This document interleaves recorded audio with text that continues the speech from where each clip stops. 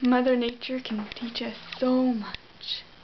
I just went out and spent over an hour just in the woods, romping through the snow and just sitting and watching and breathing, and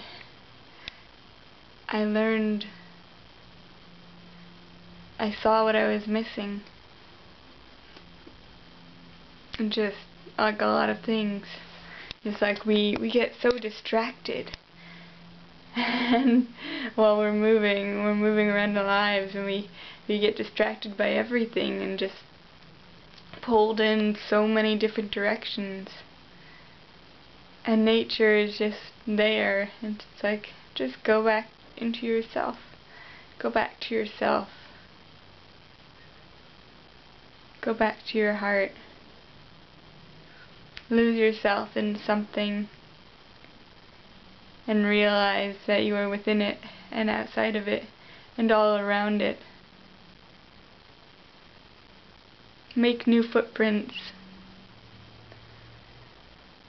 It was really beautiful.